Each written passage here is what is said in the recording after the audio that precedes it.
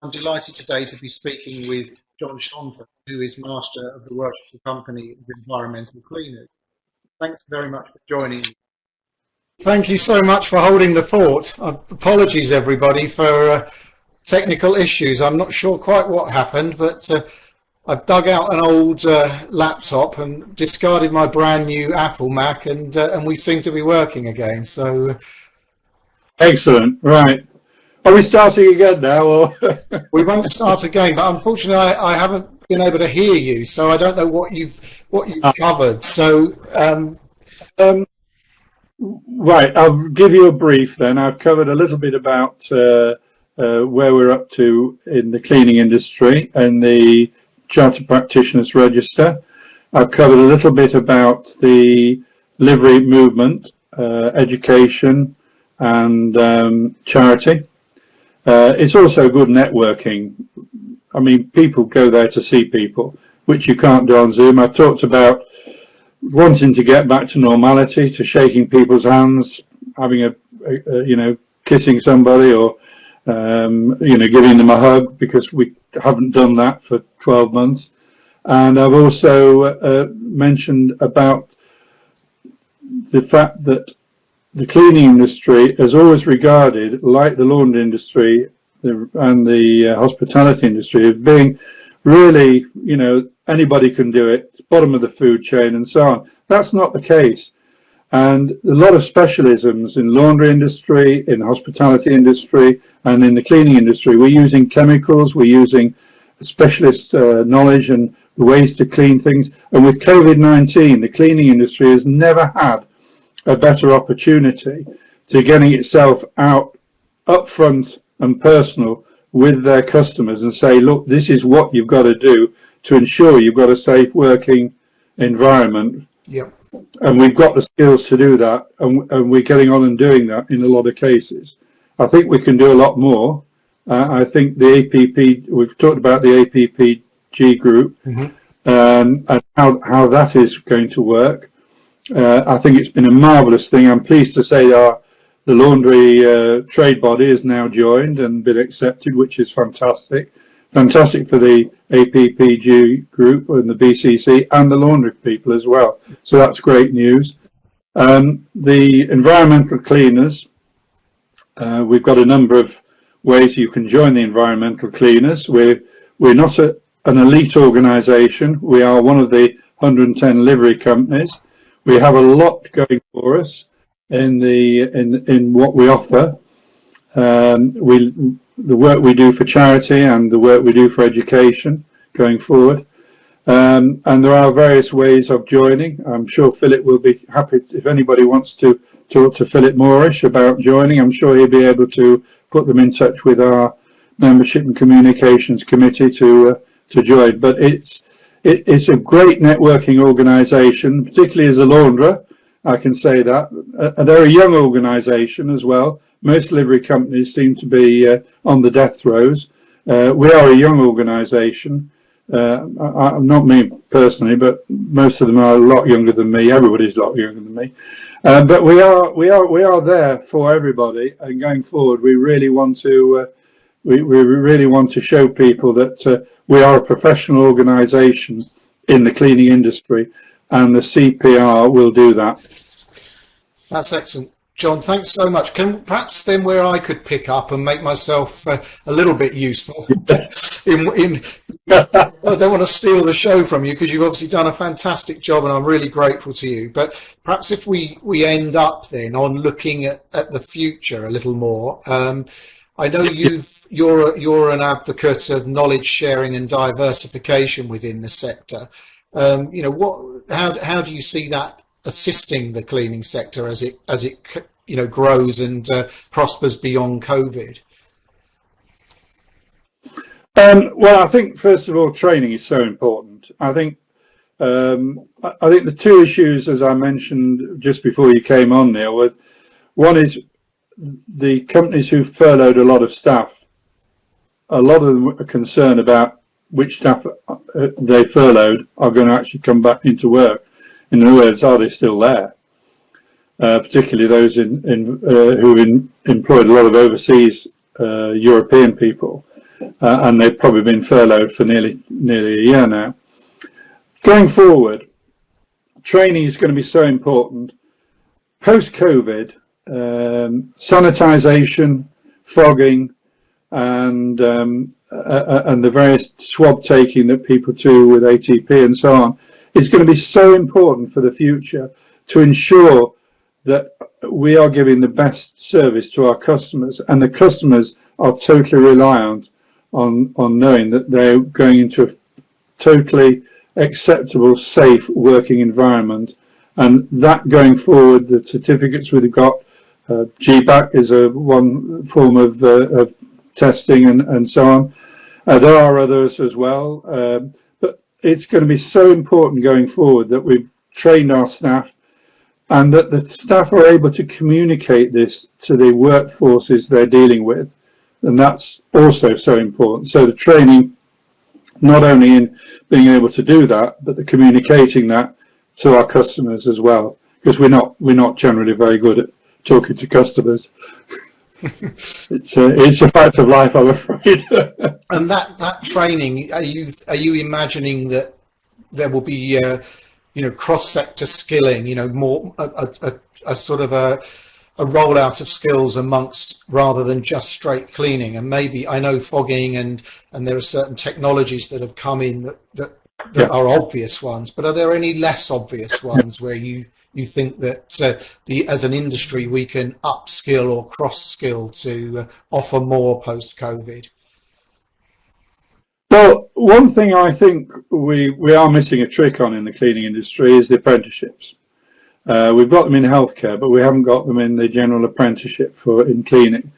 We do need to work on that. Now, I've set myself a task as Chair of Education, is with a number of other people. I brought this up at our last Education Committee meeting, that we do really need to move forward on apprenticeships, because if we get young people involved in the cleaning industry, they'll stay there for a long time. The people who drift in and out are not people who generally have a career path. But I think if we want to encourage young people to come into our industry to offer a career, then an apprenticeship is one form of doing that. And I think if we work with the BCC, the APPG and a number of other organisations within the cleaning industry, I think the Worshipful company has a lot to offer. We've got a lot of skills there. We will work with whoever and whenever and wherever it's wanted. And we're open to offers and help with getting those apprenticeships up and running as soon as is feasibly and as soon as possible we can do that. We've got a lot of work to do. The first thing I had to do was get the Chartered Practitioners Register going. The second thing is apprenticeships. And then the third thing I want to get stuck into is Livery Schools Link, and how we can get young people who are at school, who are wondering what to do for a career, to come into our industry. Because if you start talking to people at 14 and 15 and saying, there's a career in cleaning, and they probably think of the mother going around with a duster or a swab, a mop, cleaning the kitchen floor. It's not like that anymore. It's totally different. And I think if we have to sell ourselves, we have to market ourselves. And I'm not sure as a greenhorn looking out from outside in that we've done the best job yet. I think we've got a lot of work to do. I think we've got the ability to do it, and we will do it. Yeah, well, that's great. And I think it's a shame it took a pandemic to do it, but one of the upshots of the pandemic is, of course, a massively raised profile for the cleaning sector. And the work that Paul Frupp and the others at BCC have done in getting the APPG started is another fantastic initiative to raise the profile of the market. So perhaps one of the takeaways from COVID might be a higher profile for the sector, and as you say, a slightly easier recruitment challenge, which I suppose leads us slightly onto Brexit and the issues. I don't know. Again, sorry if you've already discussed this, but the issue? No, not mentioned, Brett. Oh, good. I mean, I know it's something you've commented on in the past, you know, and it will undoubtedly for such a people-centric business, it will potentially cause some issues. But what do you see the challenges and maybe also the opportunities from Britain being outside of the EU now? Well, there's definitely a challenge. I think there's an awful lot of probably Eastern European people who've probably gone home at the beginning of COVID, and a lot of people who were wondering if they've still got a job and what's going to happen. My son is married to a Polish girl who's obviously had some concerns on that matter, and I think a lot of people have are worried about their pool of labour going forward. But you know, as one door closes, another one opens. I always remember my wife saying to me many years ago, when we just lost a contract to another company who'd gone in at a lower price, and I said I wasn't prepared to go down to that price, and we lost the business. And I always remember her saying, well, you know, John, she said, as that door's closed, you know, it might open again into the future, but probably not. There'll be another door open, and sure enough, another door did open. And I think it's a question of learning from the fact that we've had very reasonable, hard-working Eastern European people working for us in our industry, in the cleaning industry. But where are we going to get our future employees from? Well, with unemployment climbing around to over 7%, as we expect it will be, then there is a pool of people that dearly would like to work, and if we can offer them a sensible, honest career path going forward, then they will join.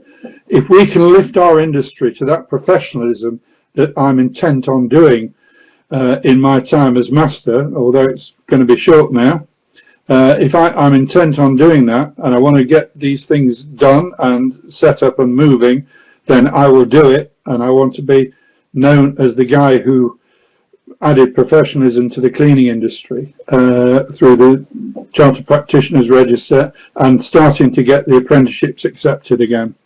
If we can do that, and we can offer people a decent living and a decent career path, then people will join in. Yeah, I agree. And I think, you know, another initiative that's been very strongly supported by the BCC and also by a lot of employers and contractors in the UK cleaning sector is the real living wage, paying the real living wage as described by the Living Wage Foundation. So I sense that there's a bit of a groundswell. There's a lot of positives coming. The APPG is flying the flag and leading the way, but I think initiatives like your Chartered Practitioner initiative, the general professionalism of the industry, the higher profile, the work of the Living Wage Foundation, all these things could combine to create a buoyant UK-based industry post-Brexit. Yeah, I agree. And I always remember going back to when I was a relative youngster in the laundry industry. We had a thing called the Laundry Wages Council, and various people had sat on that with government, and they decided what the average laundry wages would be for the following year. We now have a standard minimum wage. We have a living wage as well. So things have moved on dramatically, and quite rightly so. And I think people should be paid a proper wage for doing a proper job. And I think far too long in Britain, we've relied on, it's not cheap labour, but it's probably cheaper labour. If you go to laundries in, say, Germany, you know, the amount of money spent on technology far exceeds some of the laundries in the UK. And I suspect it's the same with a lot of things. Certainly, we need to move from a labour-intensive economy to a more technocrat economy, and I think we are moving that fairly quickly now. The days of, well, it's cheaper to employ 4 people than buy a machine at 50,000 quid to do the work of those 4 people. Those 4 people shouldn't be doing a fairly repetitive job. they want to do a job that they're getting fun and enjoyment from, rather than just feeding an ironing machine or whatever. And it's being able to do that change, make that change, and give people responsibility. If you're cleaning, and we all know what a cleaner does.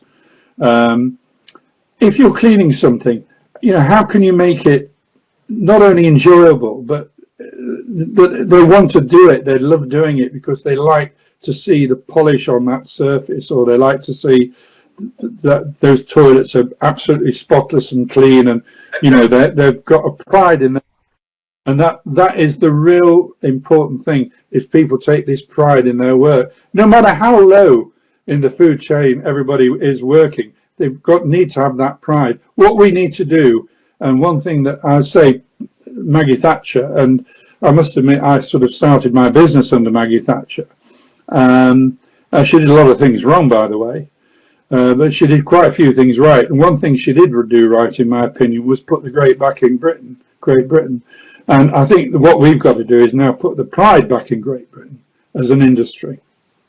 Yeah, that's a very interesting point. And I think if you take the wider cleaning sector, the point you're making about people getting pleasure from their work and pride from their work, I think the new trend of cobots rather than robots is a very positive thing, in that these aren't machines designed to replace people. They're machines designed to work alongside people, to do the mundane, repetitive jobs, while people are trained to achieve higher standards in more critical practices. So, I think that's another thing that will make the industry more appealing.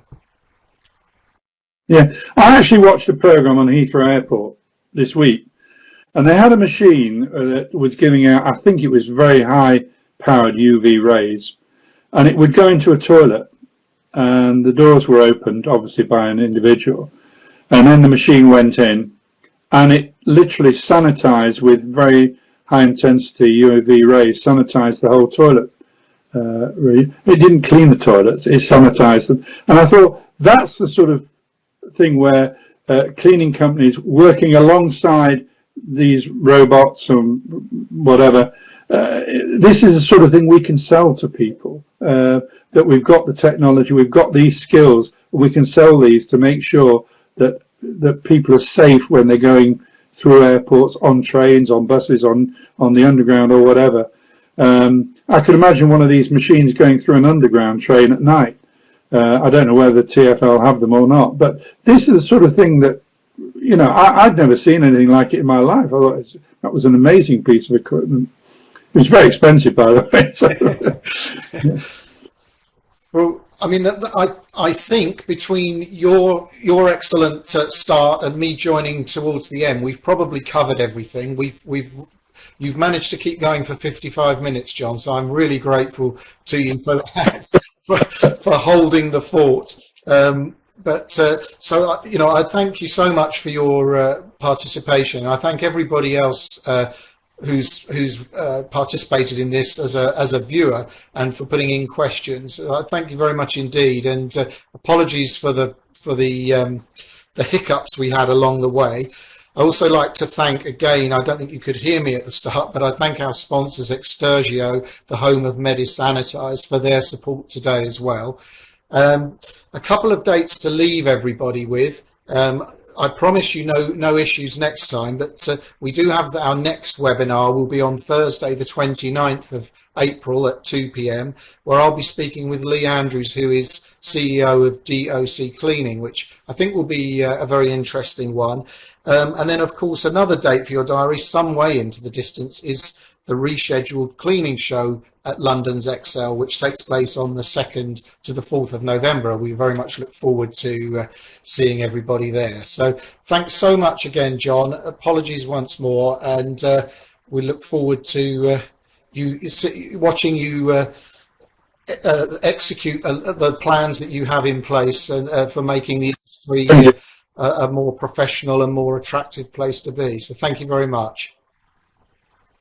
Thank you, Neil, and thank you, everybody. I'm sorry it was a bit ad-libbing, but these busters the devil drives, as they say. Thank you very much. Bye-bye. Thank you, Bye everybody. now. Bye-bye.